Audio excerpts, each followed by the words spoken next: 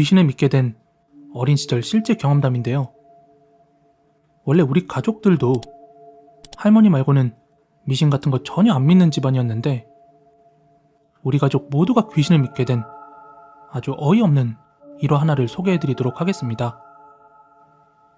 어릴 때 저는 강원도 횡성에서 나고 자랐고 학교도 시골 학교로 나왔습니다. 그리고 아마 제가 초등학교 2학년 때였는데 이때 TV에서 포켓몬스터가 방영하면서 엄청 인기가 많을 시기였습니다. 어느 한날은 우리 같은 학년 친구 하나가 포켓몬스터에 심취해 있을 우리에게 막 자기가 실제로 이상해 씨를 봤다. 이상해 씨가 산으로 올라가는 거 봤다. 이렇게 이야기를 하는 겁니다. 2, 3학년 내내 진짜였다고 우기다가 결국 고학년 때서야 거짓말이었다고 실토를 하긴 했지만요. 아무튼 당시에는 우리 모두 진짜냐고 어디서 봤냐고 꼬치꼬치 캐물었고 녀석은 밭 뒤에 있는 산으로 올라가는 거 봤다 하면서 빠득빠득 우겼습니다.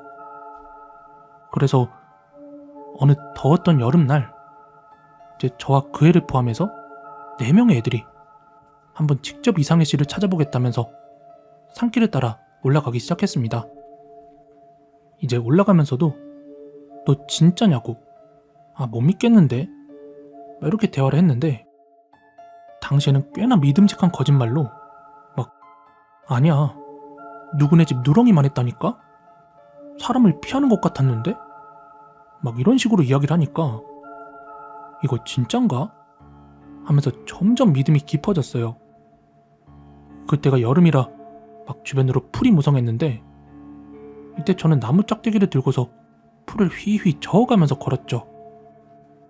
그러던 중 서로 거리를 두고 막 헤매던 친구 한 명이 야 잠깐 일로 와봐 하면서 부르는 거예요.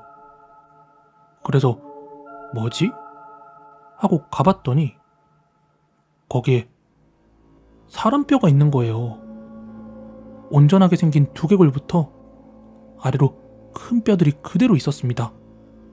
옆에는 진한 고동색으로 쪄든 난닝구가 하나 보였고요.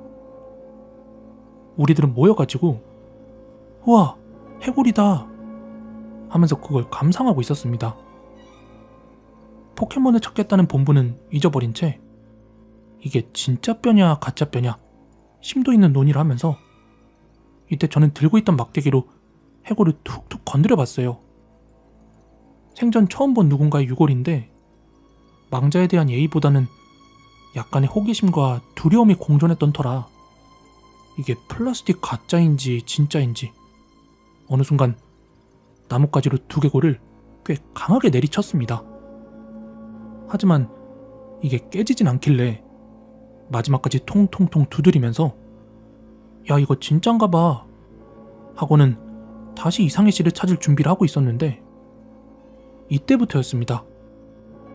막 갑자기 두통이 밀려오기 시작하면서 멀미한 것처럼 속이 울렁거려서 우리 이만 내려가자 라고 얘기를 했어요. 애들도 못내 기분이 이상했는지 그냥 거절하지 않고 같이 산을 내려와 주더라고요. 내려오면서 애들과 무슨 대화를 했는지 전혀 기억이 안 날 만큼 두통하고 멀미가 심해졌습니다. 막판에 집에 도착할 때는 마치 현기증이 나듯 시야가 반짝거리면서 그대로 거실에 누워서 기절하듯 잠이 들었습니다. 이후 한 3, 4일간의 기억이 저는 하나도 없습니다. 기억이 없는 건지 사라진 건진 모르겠지만요. 아무튼 그 사이의 일들을 한번 들은 대로 말해볼게요. 그날 다른 친구들은 그날 산에서 봤던 유골에 대해서 부모님들께 무용담처럼 이야기를 한 겁니다. 이에 심각함을 느낀 부모님들께서는 유골을 확인하고 곧바로 경찰서에 신고를 하셨대요. 이때 부모님이 물어보는 말에 대해서는 넙죽넙죽 아주 대답은 잘했었다고 합니다.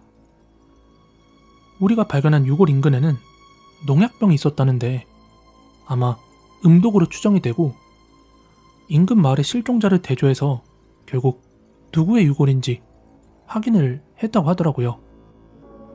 하지만 진짜 문제는 전혀 기억이 없는 바로 그날로부터 3일째 되던 밤이었어요. 우리 집은 코골이 때문에 아버지께서만 방에 주무셨고 할머니, 엄마, 그리고 저는 거실에서 나란히 잠을 잤단 말이죠. 근데 바로 그날 자정 넘은 새벽에 제가 벌떡 일어나더니 옆에 있는 엄마를 있는 둥 마는 둥 허벅지를 그대로 밟고 지나가더래요. 놀래서 아야 하면서 눈이 떠졌는데 막 제가 현관 쪽 화장실 쪽으로 가길래 제가 화장실 가나 보다 하고 얘 조심 좀 하지 이렇게 말을 했대요. 하지만 듣는 둥 마는 둥 하더니 제가 화장실이 아니라 현관문을 열고 그대로 밖으로 나가더랍니다. 너무 당황한 엄마는 멀뚱멀뚱 잠깐 쳐다보고 있었는데 이때 할머니가 벌떡 일어나서는 막 저를 따라 나섰대요. 제 뒤에 엄마도 따라 나섰고 마당 창고로 직행한 제가 거침없이 창고 구석에 있는 어떤 플라스틱 병을 하나 집어 들었는데 이때 급히 뒤따라온 할머니가 막 제 손을 잡고 뜯어 말리셨대요. 제가 집어든 바로 그건 농약이었습니다.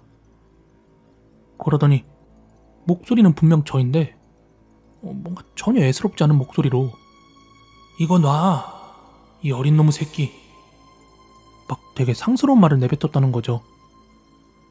나중에 할머니가 돌아가시기 전에 알려주신 건데 우리가 산에서 그런 일이 있었다는 거 알았을 때부터 뭔가 제가 괜찮은 게 맞는지 아닌지 한동안 예의주시하고 계셨대요.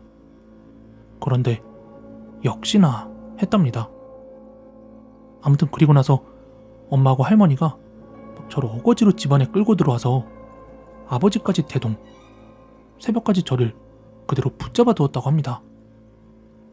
아주 이른 새벽이 되고 나서야 할머니가 어딘가로 급하게 연락을 해서 그날 점심께 바로 굿을 준비했다고 합니다.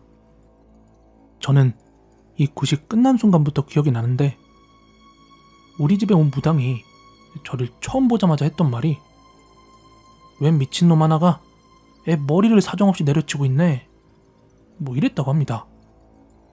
그리고 나서 굿을 하던 중에 빙의 된 저와 무당이 대화를 하는데 이게 저한테 따라붙은 이유가 이 유골의 주인, 이 영혼이 자기는 아무것도 신경 쓰지 않고 편하게 가려고 산에서 숨어 죽었는데 그런 자기를 이 어린 놈의 새끼가 사정없이 때리니까 혼내주려고 그랬다는 겁니다.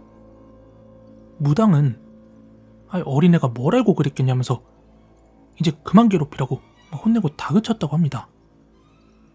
인간의 생존 욕구가 워낙 강하기 때문에 이걸 스스로 거스르고 죽은 이런 자살기 같은 경우에는 되게 독하답니다. 저도 정말 큰일 날 뻔했는데 그나마도 다행이었던 점이 이때 제가 너무 어렸다는 점에서 그 정도만 하고 내보낼 수 있었다는 겁니다. 아무튼 굿이 끝난 후에 꿈에서 깨듯 아주 천천히 시야가 돌아오면서 이때 어리둥절했던 저의 그 순간이 아직까지도 기억이 납니다. 이때 엄마는 막 저한테 이것저것 꼬치꼬치 캐물으면서 제가 지난 4일간의 기억이 없었다는 걸 그제서야 알게 되셨어요. 그러면서 다시 한번 또 산에서 뼈 만졌어? 뭐 했어? 이렇게 물어봤습니다. 저는 있는 그대로 뼈가 있길래 가짜인지 진짜인지 막대기로 때려봤다고 했죠. 엄마는 얘가 별짓거리 다 하고 다닌다면서 꿀밤을 몇 대 때리셨는데